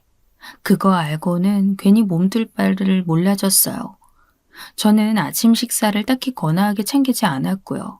시리얼이나 오트밀, 아이가 좋아하는 프렌치 토스트를 주로 적당량만 먹었습니다. 과일도 바나나 1개 정도요. 그런데 기상한 직후의 아침부터 제가 멋쩍어 하고 있노라면 금세 후각을 자극하는 냄새가 있었습니다. 시어머니께서는 그 아침부터 국을 끓이고 계셨어요. 몹시 당황스러웠죠. 들어와 사는 입장으로서 산통 깨지 말고 맞춰드리자는 판단이 섰습니다. 머리에 힘 딱 주고 시부모님과 함께 지내게 된 일상 속에서 제가 금세 감탄하게 된 부분이 먼저 하나 있었는데요. 어머님, 이거 국이 너무 맛있어요. 그래? 니들이 아침을 잘 안 먹는다 그래서 그냥 개운하고 맑은 걸로 해봤어. 아침이라 입 까끌거릴까봐. 엄청 시원하고 건더기도 다 부드럽고 맛있어요. 저 아침에 쌀밥으로는 이렇게 잘 못 먹는데 지금 이거 한 공기 다 먹을 수 있을 것 같아요. 칭찬해주니까 늙은 손이 신나려 그러네. 내가 잘하는 국은 따로 있는데 저녁엔 또 딴 거 끓여줘 볼게. 시어머니께서 요리를 정말 너무나도 잘하시는 거예요. 아이도 할머니표 국이 입맛에 맞는지 그릇을 들고 쭉쭉 잘 마시더라고요. 그 흔한 소고기 묵국도 시어머니께서 끓이신 건 국물이 고소하면서 깔끔했어요. 미역국은 부속 재료가 뭐든 간에 북어, 소고기, 참치 가리지 않고 다 끓여내시더라고요. 시어머니께서 하신 육개장을 먹고 나서는 제가 완전히 반해버려서 이건 집에서만 먹기 아깝다는 생각이 들었습니다. 친정아빠가 육개장 같은 칼칼한 국 종류를 잘 드셔서요. 제가 오죽하면 시어머니께 육개장을 따로 부탁드려서 그걸 얼린 것을 친정 갈 때 가져갔습니다. 식사 한 번에 동이 났죠. 음식에 관해서는 한가닥 하는 사람들이 친정 식구들인데 전부 하나같이 끝내주게 맛있다고 그랬어요. 입이 짧은 저희 아이를 위해서 시어머니께서 갖은 재료 넣고 개발하신 부들부들한 계란말이도 대단했습니다. 아이가 욕심 부려가면서 다 먹더라고요. 그렇게 하니까 다양한 채소도 한 번에 먹일 수 있었고요. 채소 많이 먹이는 게 힘들어서 저는 맛있는 조합을 짜다가 주스로 갈아주고는 했었는데 반찬으로 아이 입맛에 맞춰 해내시는 시어머니의 솜씨가 정말 대단하다고 인정할 수밖에 없었습니다. 그리고 저희 아이가 카레를 안 먹어요. 짜장은 그런대로 먹고요. 짜장면을 먹어서 그런가 봐요. 그런데 하루는 시어머니께서 카레를 직접 하셨는데 굉장히 부드럽고 술술 넘어가는 맛인 거예요. 아이가 밥이랑 비벼서 백김치랑 한 그릇 뚝딱 하는 걸 보고 제가 엄마 입장에서 놀랐습니다. 저렇게 당근을 먹을 애가 절대 아닌데 시어머니께서 당근을 아주 작게 쫑쫑 썰어서 카레에 넣으셨더라고요. 어머님, 당근이 이렇게나 작은데 어떻게 안 부서지고 모양이 있어요? 그게 넣는 때를 잘 맞추면 그렇게 할 수 있어. 시어머니는 요리마다 당신만의 비결을 가지고 계셨습니다. 아이가 만두 타령을 해서 직접 만두를 빚어주셨는데 만두 피도 만드셨어요. 저는 그렇게 잡내가 하나도 안 나고 육즙이 터지는 고기만두는 태어나서 처음 먹어봤습니다. 흔하디 흔한 애호박 무침도 시어머니의 손끝을 거치면 밥도둑이 되었어요. 저는 요즘 엄마라서 그런지 멋부리는 음식을 잘했어요. 예쁘게 플레이팅하고 데코레이션 잘하는 거요. 퓨전 레시피로 한식인데 토마토가 주재료로 들어간다든지 하는 메뉴를 곧잘 했죠. 그런데 시어머니께서는 진짜 백이었습니다. 시댁에 들어와서 같이 살아보기 전에는 몰랐었어요. 갈비찜, 부침개 이런 것만 위주로 시댁에서 한 끼씩만 딱 먹어봤기 때문에 그 진가를 몰랐었던 겁니다. 시어머니께서는 명절 음식뿐만 아니라 그냥 일상의 요리 자체에 일가견이 있는 분이었어요. 제가 친정 본가의 영향을 받아서 반찬 가짓수 많이 내놓는 걸 잘하긴 해요. 저희 부모님은 반찬이 정말 최소한 7, 8가지는 되어야 밥상이라고 하시는 분들이라 저도 그런 영향을 받았는지 저녁상이나 혹은 주말에 밥 차릴 때 가짓수를 좀 많이 했었거든요. 요리도 그런대로 한다고 자부했었고요. 하지만 제가 차려내는 10가지 수보다 시어머니의 3가지 반찬이 압도적인 밥맛을 유도해내는 것을 인정할 수밖에 없었습니다. 손맛 자체가 너무 좋았어요. 며느리인 저뿐만 아니라 심지어 아들인 남편도 놀랐죠. 와, 이거 신기하네. 어머니가 옛날에는 분명 안 이러셨었는데. 내가 기억하기론 분명 솜씨가 원체도 좋긴 하셨지만 맨날 하는 요리만 하시는 분이었거든? 그런데 이번에 이렇게 보니까 반찬이며 국이며 엄청 다양하게 하시네? 나이 드시면서 요리에 흥미가 늘어나셨나? 제가 시어머니께 어쩌다 모든 요리를 이렇게 잘 하시게 된 거냐고 여쭤보았어요. 여러 가지 메뉴를 해내시는 것도 그랬고요. 그런데 알고 보니까 남편 말대로 시어머니는 원래 그렇게 요리를 많이 하시진 않았다고 해요. 어느 날부터 TV에서 EBS 요리 프로그램을 꾸준히 보게 되셨는데 그 후로 관심이 깊어지셔서 혼자 사부작 부엌에서 보는 취미를 들이셨다는 거예요. 요리 프로그램에서 얻은 팁들을 다 익히셔서 그런 걸까요? 단순한 감자조림도 시어머니께선 기가 막힌 맛을 내셨습니다. 짠맛, 단맛, 매콤한 맛이 비율이 딱딱딱 맞았어요. 반찬 한 가지만 있어도 밥 한 공기 뚝딱이었죠. 여름 때처럼 더운 날이 오면 밥을 안 칠 때 쌀을 박박 씻어내야 해. 그렇게 하면 희한하게 밥이 빨리 안 쉬어. 센스 넘치는 지식을 시어머니께는 많이 보유하고 계시기도 했어요. 옆에서 지켜보고 듣고 있다 보면 저절로 고개가 끄덕여졌죠. 그러면서 저는 자연스레 국이며 반찬 만드는 요리 과정에 재미가 붙게 되었어요. 제가 다이어트 신경 쓰느라 염분을 배제하며 살았었는데 사실은 장아찌 좋아하는 입맛이거든요. 시어머니표 마늘종 장아찌랑 오이지 먹고서는 뿅 갔습니다.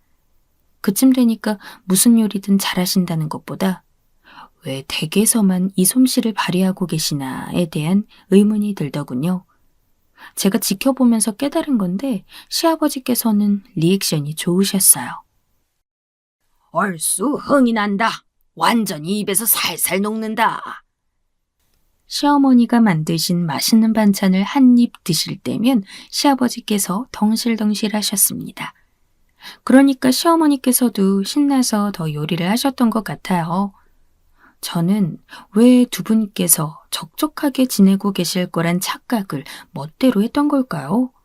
시부모님 두 분은 사이가 좋으셨을 뿐더러 같이 아침 산보 다녀오시고 TV도 함께 보시고 이따금씩 차 타고 멀리 바람 쐬러 나갔다 오시면서 소소하지만 분명한 행복을 누리고 계셨어요. 서로가 당신이 더 눈이 안 좋네, 내가 더 글자 잘 읽네 하면서 책을 읽어주겠다고 투닥거리시는 걸 보면서 마음 한켠이 따스워지더라고요. 나도 우리 아버지처럼 여보가 차려준 밥 먹을 때 리액션 좀 격하게 해줄 걸 그랬나? 아니야, 됐어. 내 음식이 맛이 그만큼 없었나 보지. 에이, 왜 또 자신감을 잃고 그래? 우리 여보 손맛이 아직 나한테는 최고야. 그러면서요. 남편이랑 저도 알콩달콩하게 깨를 볶으며 지내게 되었어요. 서로한테 말을 애교스럽게 하게 되더라고요. 시부모님의 다정한 모습을 보면서 저희도 좋은 영향을 받은 것 같았죠. 그 전에는 서로의 영역을 적당하게 지키면서 편한 가정생활을 영위하는 것에 중점을 두는 부부였는데 한층 더 감정적인 교류가 이뤄지는 느낌이었죠. 저희가 늦잠을 자든지 말든지 새벽에도 잠이 안 들든지 말든지 시부모님께서는 간섭하지 않으셨어요. 저희 생활 패턴을 그대로 존중해 주셨죠. 대신에 아이는 꼭 아침에 일찍 깨우시더라고요. 저희 부부가 아직 자고 있어도 아이는 깨워다가 세수시키고 약속된 시간에 밥을 먹이셨습니다. 할머니, 할아버지랑 사는 거 싫다고 처음에는 저희한테 징징거렸던 아이도 금세 적응을 해서 잘 지낸 부부는 말할 것도 없었죠. 저는 아이 교육관에 대해서도 시부모님 두 분께 참 깨달은 점이 많았던 것 같아요. 어린이집에서 아이가 친구랑 싸우고 와서 마음에 들지 않는다고 계속 입이 삐죽 나와 있더라고요. 선생님이 자기 편을 안 들어준 게 속이 상했대요. 달래줘도 심통한 얼굴을 하고 있길래 제가 당연히 아이에게 말했죠. 누가 그랬어, 누가? 응? 도대체 우리 왕자님 누가 그렇게 속을 상하게 만들었어? 엄마가 혼내줄 거야. 엄마가 그 친구 다시 못 그러게 해줘야겠다. 그러니까 기죽을 거 없어. 알았지? 저는 무조건 아이 편을 들어줬어요. 그게 당연했고요. 저랑 남편은 저희 아이가 모든 일의 첫 번째였으며 세상의 중심이라 여겼습니다. 제가 계속 지켜 세워주니까 다시 기가 살아서 어깨를 으쓱하던 아이를 향해 TV를 보시느라 이쪽에는 관심이 없으신 줄 알았던 시아버지께서 너도 잘못을 했으니 당연한 거지. 은근하게 일침을 날리시더라고요. 아이가 약이 올랐는지 눈매에 힘을 주며 시아버지를 쳐다봤어요. 아닌데요? 나 잘못 안 했는데요? 걔가 나쁜 거야. 혼내줘야 돼.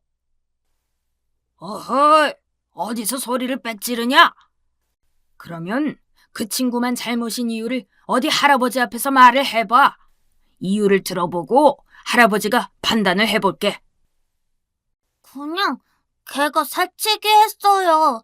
줄 서 있는데 와서 나쁜 짓 했어요. 그리고 네가 화가 나서 그 친구를 밀쳤지? 그 친구가 우는데도 사과를 안 해서 선생님한테 혼이 났고 아주 혼날만 했네. 아이가 씩씩거리면서 발을 3개 굴렀습니다. 그랬더니 시아버지께서 쓱 하시면서 예의 없게 굴지 말라고 하시더라고요. 평소에는 아이가 까불거려도 그저 웃으면서 관망하셨던 분이라 제가 놀랐어요. 시아버지께서 소파에 등을 기대고 있던 몸을 일으켜서 가만히 쳐다보니까 아이가 겁이 났는지 저를 붙잡았습니다. 그래서 너도 잘못을 했어, 안 했어? 엄한 목소리로 불호령이 떨어지니까 아이가 훌쩍이는 소리로 했다고 조그맣게 대답을 했습니다. 저는 당황스러워서 그런 아이의 머리를 쓰다듬어 주었죠. 오호, 잘못을 인정하다니 이거 멋있는데? 장한 일 했으니 할아버지가 선물을 줘야겠다. 갑자기 또 칭찬이 떨어지니까 아이가 어리둥절했죠. 시아버지께서 내거신 게 그 싸운 친구한테서 사이좋게 지내겠다는 친구 약속을 받아보면 아이가 원하는 장난감을 무조건 다 사주신다고 했어요. 공책에다가 앞으로 사이좋은 친구가 되겠습니다. 크게 적고서는 아이가 그 밑에 자기 이름을 적었습니다. 시아버지께서는 그 이름 옆에 친구의 이름을 받아오라고 했어요. 그 과정에서 자연스럽게 아이가 글자 공부를 하게 되었죠. 다음 날에 아이가 울상이 되어서 집에 왔습니다. 나랑 친구 안 한대요. 나한테 화나서 여기에 이름 안 써준대요. 저는 그런 아이한테 그만하면 됐다. 노력한 게 멋진 거야. 라고 해줄 생각이었어요. 그런데 시아버지께서는 웃으시더니 아이 손을 잡고 나가서 동네의 슈퍼를 가셨습니다. 이유가 궁금했는데 돌아온 아이 손에 초콜릿 몇 개가 들려 있었어요. 내일 그 친구한테 그걸 갖다 주라고 하신 거죠. 공룡알 모양 초콜릿을 아이도 무척 좋아하는지라 다 먹어버리고 싶어하는 눈치였으나 자기 것만 먹고 기특하게도 남겨두더라고요. 그러면서 인내심을 또 배운 거죠. 그리고 그 다음 날에는 친구 약속을 받아왔습니다. 초콜릿 줬더니 이름을 써줬다네요. 주말에 5 식구가 다 같이 외출한 참에 아이한테 장난감을 사줬습니다. 자기 힘으로 얻어낸 장난감이라면서 아이가 뿌듯해했어요. 그리고 어린이집에서 그 친구와는 최고로 친한 사이가 되었습니다. 덕분에 저도 그 집 엄마랑 안면 트고 서로 연락하는 사이가 되어버렸네요. 이런 일련의 순간들을 겪으며 어른의 지혜는 그 깊이가 다르다는 것을 체감하게 되었어요. 저는 제가 스스로 똑똑하고 잘났다고 아기 위하는 현명한 엄마라고 생각을 하고 있었는데 시부모님께 제대로 한 수 배우는 느낌이었습니다. 합가 생활로 저희 세 식구는 오히려 얻는 것만 많았죠. 남편은 사업 초반에 잘 지냈던 지인을 만나 다시 여러 가지 구상을 하고 있었고요. 워낙 자기 능력이 뛰어난 사람이었기 때문에 그러는 동안에도 자잘한 일을 하고 있기는 했습니다. 돈이 적든 많든 어떻게든 매달 돈을 벌어오는 걸 보면서 남편이라는 사람이 대단하게 여겨졌어요. 그리고 남편의 제안 하에 그 아이디어를 통해 저는 시어머니와 함께 반찬 가게를 차려볼 작정을 하게 되었어요. 어떤 장사든 그렇지만 특히 이건 위치가 무조건 따라줘야 하는 것이었는데 어느 밀집 주거 지역 그 동네에 작은 자리가 났던 거예요. 그 동네에는 소위 요즘 스타일의 반찬 가게가 근거리에 있지 않고 꽤나 떨어진 곳에 두 군데가 있었습니다. 옛날처럼 김치, 젓갈류를 앞에 내놓고 시장 스타일로 파는 반찬 가게는 근방에 있기는 했죠. 그 동네는 누구라도 새로 반찬 가게를 차릴 만한 상권인 것 같거든.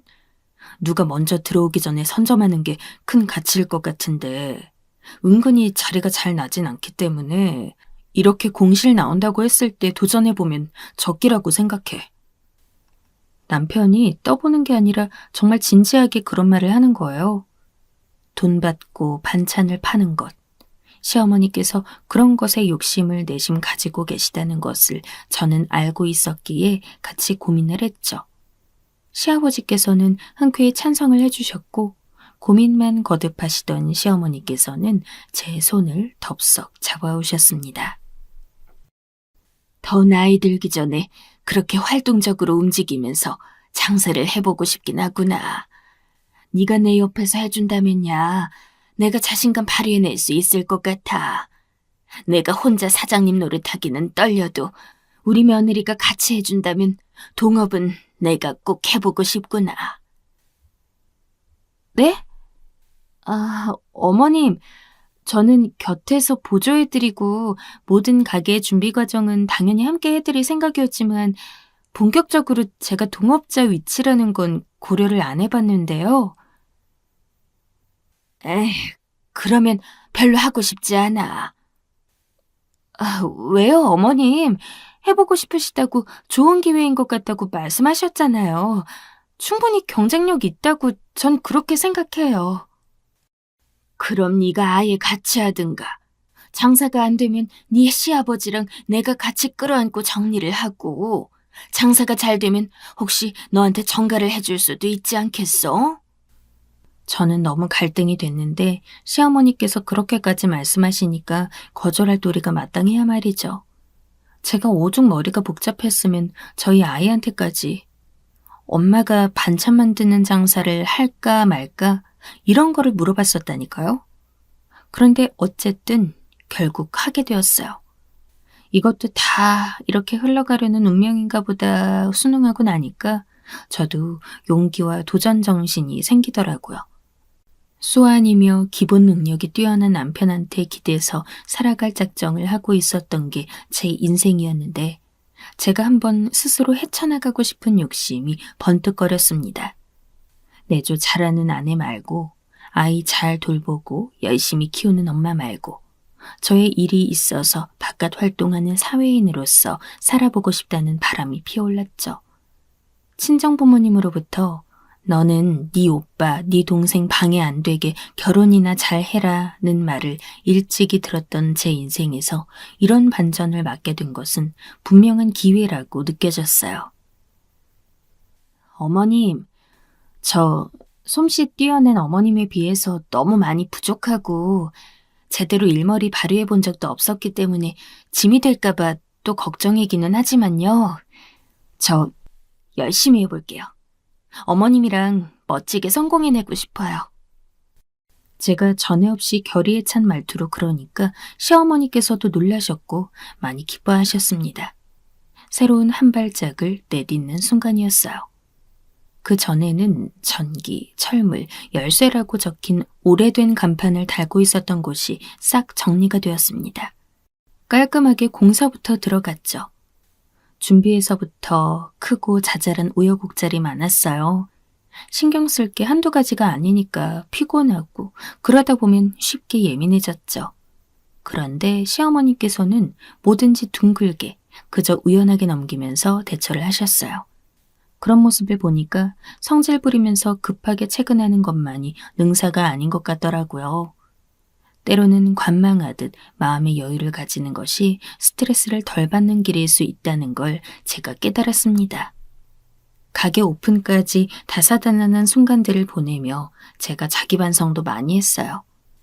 유럽에 나가 있는 시누이까지 떨리고 설렌다며 호들갑을 떤 시어머니와 제가 차려낸 반찬 가게는 결국 성공적인 오픈을 이뤄냈습니다.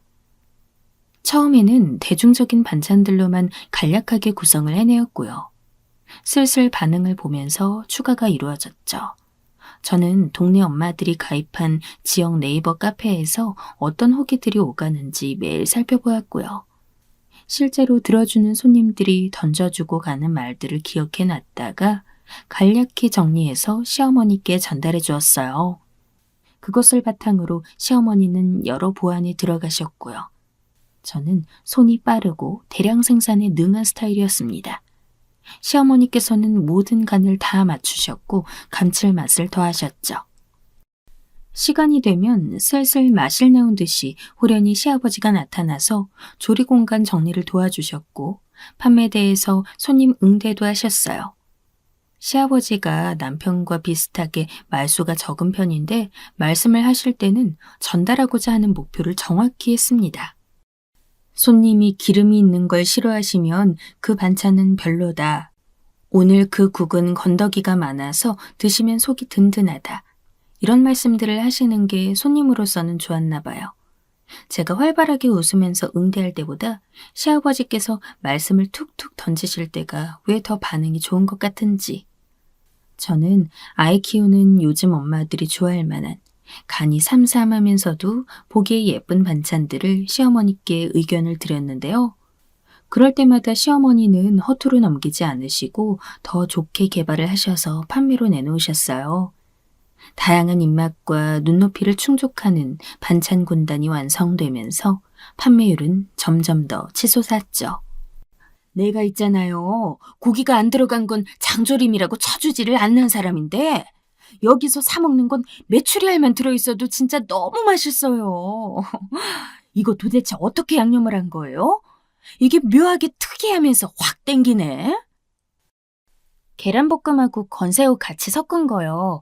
이런 반찬을 여기서 말고는 본 적이 없었는데 직접 개발하신 건가요? 두 개가 맛이 어울릴 만한 조합이 아닌데 간을 뭘 써서 하신 걸까요? 저희 애들이 너무 잘 먹어요. 손님들의 열띤 반응 또한 따라왔음은 말할 것도 없었죠. 음식마다 시어머니의 특별한 비법이 안 들어간 게 없었으니 먹어보니까 분명 흔한 반찬인데 희한하게 감칠맛이 난다는 의견들이 주로 나왔습니다.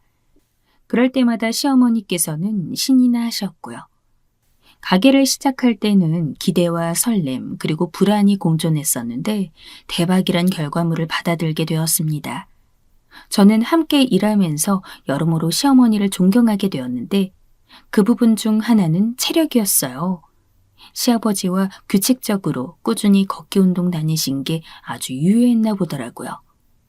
제가 시어머니와 반찬 가게 장사를 하면서부터 제대로 운동을 시작했습니다.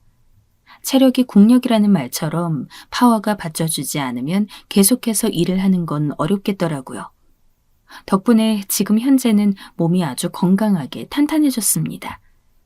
아이 낳기 전에는 탄력이 없이 그저 늘씬하기만 한 몸이었다면 지금은 전체적으로 탄탄하게 신체의 균형이 잘 잡혀 있어요. 근육량이 늘어나니까 저절로 몸매 유지가 돼서 저는 따로 다이어트를 안 해도 되는 몸이 되었지 뭔가요. 힘들어도 열심히 만든 것들이 다 팔려나가는 걸 보면 뿌듯하다면서 시어머니께서는 늘 싱글벙글 웃음이 만발이었습니다. 어머님, 솔직히 이러실 작정으로 저희한테 들어오라고 같이 살자고 하셨던 거죠? 우리 며느리한테 결국은 들켜버렸네. 이미 장사판 한창 벌어졌으니 무르기 없기야. 제가 장난스럽게 말씀드렸더니 시어머니께서는 한 수 더 뜨시더라고요. 어느새 저희는 즐겁게 농담 주고받고 편하게 지내는 고부 사이가 되어 있었습니다. 배달 시대, 택배 의존 시대를 맞이한 만큼 특별한 판매 전략을 두고 설레는 준비를 또 하고 있어요. 저희 반찬 가게를 보시고는 제안을 해온 기업체도 있었고요. 이럴 때 전문적인 사업 지식 가지고 있는 남편이 있어서 얼마나 다행이고 의지가 되는지 모릅니다.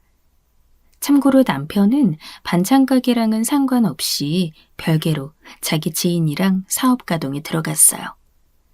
하여간 독립심 한번 강한 사람 아니랄까봐 자기 일을 꼭 그렇게 하더라고요. 특별하게 따로 계기는 없었는데 자연스레 둘째를 고민하게 되었습니다. 반찬 가게가 상상외로 너무 잘 풀려서 대박을 친 탓이려나요? 모르겠어요. 제가 더 나이 들기 전에 임신을 해야 둘째를 볼 수 있을 것만 같은 그런 생각만 최근에 들고 있네요. 저희 친정 식구들은 제가 둘째 갖는 문제로 머리를 싸매거나 말거나 대박이 터진 반찬 가게에서 어디 콩고물 안 떨어지나 그거에 더 관심이 많은 눈치입니다. 그놈의 장나무대, 망할 놈의 남동생 우선주의 고집하면서 많지도 않은 집안 살림이지만 딸인 저한테는 땡전 한 푼도 안 내어줬으면서 뭘 바라는 눈치이니까 괜히 서운하네요. 남편 사업 말아먹었을 때 위로하려는 신용도 없이 그렇구나 하면서 강 건너 불구경만 했던 친정 식구들의 모습이 함께 떠오르기도 하고요. 저는 그래도 늘 도리하겠답시고 노력을 해왔는데 부질없었던 걸까요? 저에게 남편이 있고 예쁜 아이가 있고 또 늘 감사한 시부모님이 계셔서 정말 다행이라고 느껴집니다. 확실한 건 저희 가정에 둘째가 생기든 안 생기든 쭉 행복할 거란 예감이에요.